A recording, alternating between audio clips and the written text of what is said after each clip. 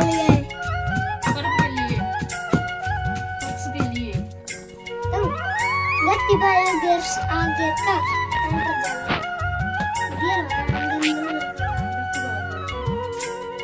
ये बनाना जैसी है। हम गए हैं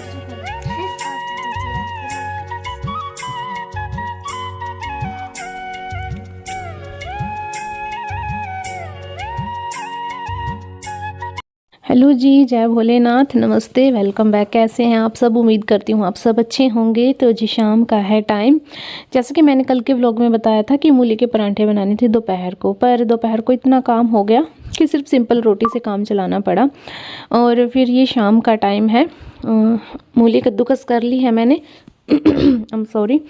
मूली कद्दूकस कर ली है और जो मसाला था सारा तैयार कर लिया है। लहसुन, हरी मिर्च, प्याज सब मैंने कूट लिया और मूली को निचोड़ के इसके अंदर मिक्स कर लिया है। वैसे ना हम चाहे कैसे भी मसाला बनाएं, पर जो कुंडी में मसाला बनता है ना, वो मतलब उसकी बात ही कुछ और होती है, उसका टेस्ट ही अलग आता है। जैसे बचपन की याद आ जाती है कि बचपन में ऐसे पराठे खाते थे। पता नहीं क्या बात होती है, बाकी देखो चीज़ें सारी सेम होती हैं, बस मिक्स करने की जगह बदल जाती है ना। वैसे हम हाथों से या चम्मच से मिक्स कर लेते हैं प्लेट में किसी भी चीज़ में डाल के, पर इधर ये है इसके अंदर अच्छे से कूट के इनको मिक्स किया जाता है। और बस आज बनेंगे, फिर तेल से ही पराठे बनाऊंगी क्योंकि डालडा घी हम यूज़ नहीं करते अब। और फिर जो रिफाइंड ऑयल है वो भी नहीं है, तो सरसों का तेल है, तो उसी से पराठे बनाऊंगी। वैसे भी सरसों का तेल सबसे हेल्दी माना जाता है, तो अच्छा बात है, यूज़ कर लेना चाहिए। देसी घी मैं इसलिए यूज़ नहीं कर रही क्योंकि ठंड है, फिर ठंड में वो ना थोड़ी देर में फिर जम जाएगा, फिर उसका टेस्ट बिल्कुल अच्छा नहीं लगेगा। पराठे सिर्फ बच्चों के लिए बनेंगे और बच्चों के दादाजी के लिए। मेरे गले में ना पता नहीं क्या फंस रहा है, मतलब खराश सी हो रही है, तो उसके लिए माफ़ करना, इग्नोर करना इसको।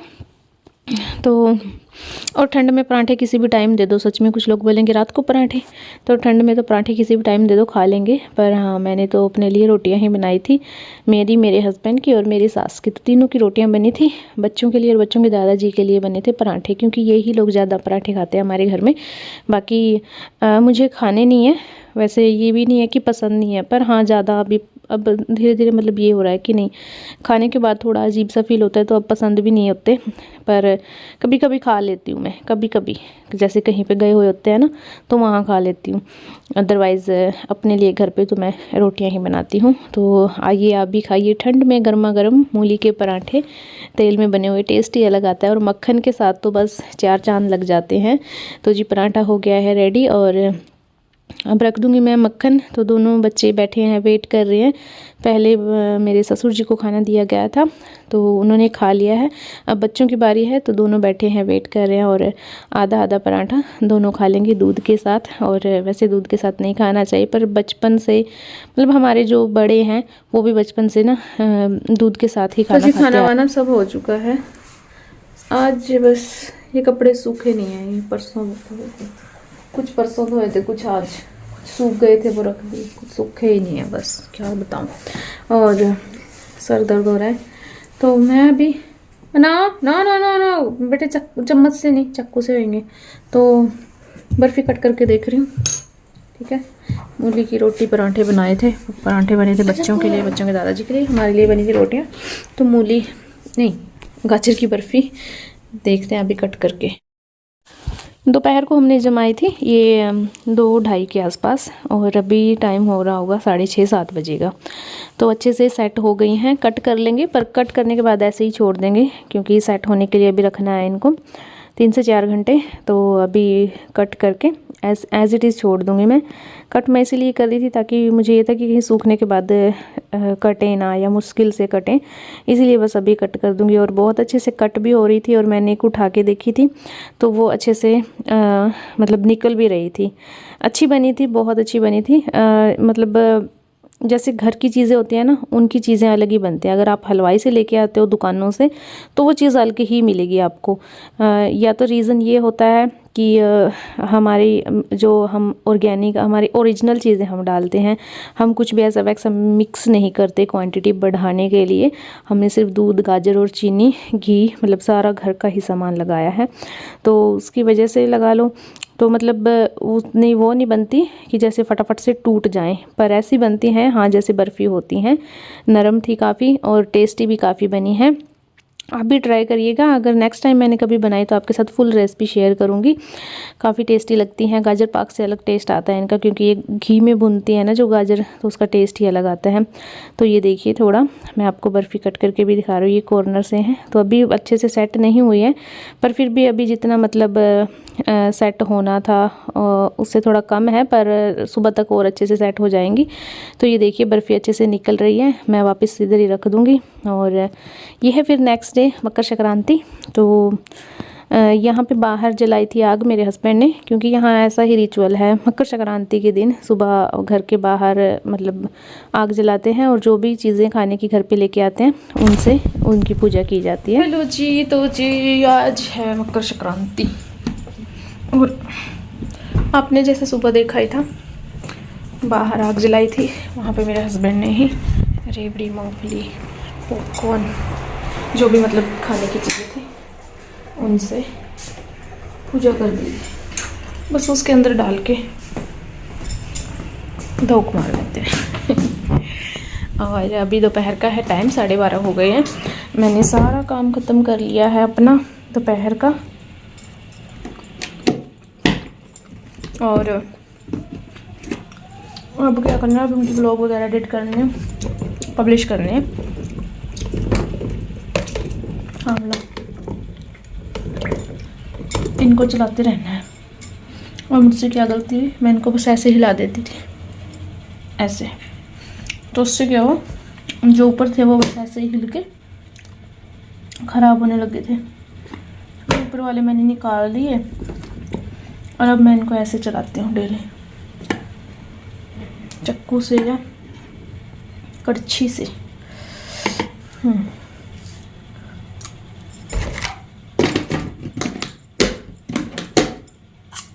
चलिए इसको साफ़ करके रख देते हैं। और पनीर फाड़ा है मैंने शाम के लिए, दिखाती हूँ।